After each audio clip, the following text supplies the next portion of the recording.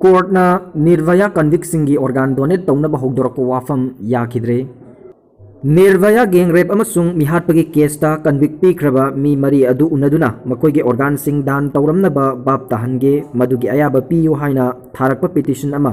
Delhi court अमना ngasi कक्थतख्रे NGO राको की founder Rahul Sharma थाखिबा convict सिंग उनदुना मखोइबु बाप ताहनबगी थारकपा case अदु एडिशनल सेशन जज सतीश कुमार अरोरा ना कक्थलदुना हाय मरम अमा हेक्टा लेरबसु कन्विक्ट सिंग असि उननबा केस थारकलिबा असिगी मफम लेते हाइबा अैगी मियेंग थमले केस अदुगी हियरिंग मतमदा पब्लिक प्रोसिक्यूटर ना हाय थारकलिबा केस असि आइनगी मियेंगदा चटनबा यारोय आइनगी मतेंग लौदुना मखोइगी रिमेडी सिंग धर्मगी थबक ओइबा लाइसोन तिनसोन तौबा याबगी मतम असि सुपनगी नुमित 10 मरीनी दंग गाइरे महाकना हाय हिरम असिदा मखोइना केस थारकनबगी मफम लेते करिगुंबा मसि यामना चिंगलेंबा मरम अमगी दमक लाकलंबा थोकलबदी मखोइना कन्विक्ट सिंग अदुगी इमुंगदा कांटेक्ट तौगदबनी मरमदी मखोइगा यामना तोइना उनै मरम अदुना मखोइगी इमुंगी कुथांगदा मखोइगी अपांबा अदु अदुमक खंगदोकपा याय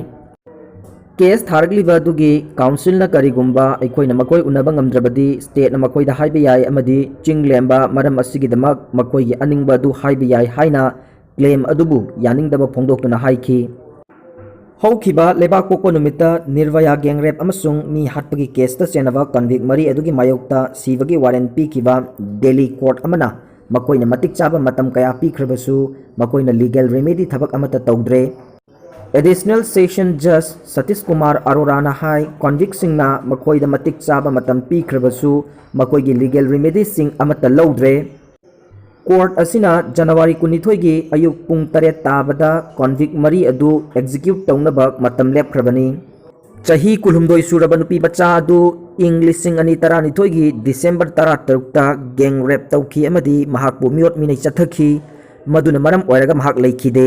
थौदोक अदुदा चेनबा मी 3 फाखी अमदी मखोइगी मथक्ता सेक्सुअल असॉल्ट अमदी मी हाटपगी चार्ज तौखी मखोइगी मरक्तगी अमदी माइनरनी अमदी महाक जुवेनाइल जस्टिस कोर्ट अमदा पुथोखी अदुगा अतोपा अमना तिहार जेलदा मसा मतोमता सिजखी कन्विक्ट मरी अदु इंग लिसिंग अनि 10 की सेप्टेम्बर थादा ट्रायल कोर्ट न सिवगी दंदी पिखी अमदी इंग लिसिंग अनि 10 की मार्च थादा दिल्ली हाई कोर्ट न अमुक कंफर्म तौखी अमदी इंग लिसिंग अनि 13 की मे थादा सुप्रीम कोर्ट न अमुक चेसिनहनखी लोइना मखोइगी रिव्यू पिटिशन सिंगसु कक्थतखी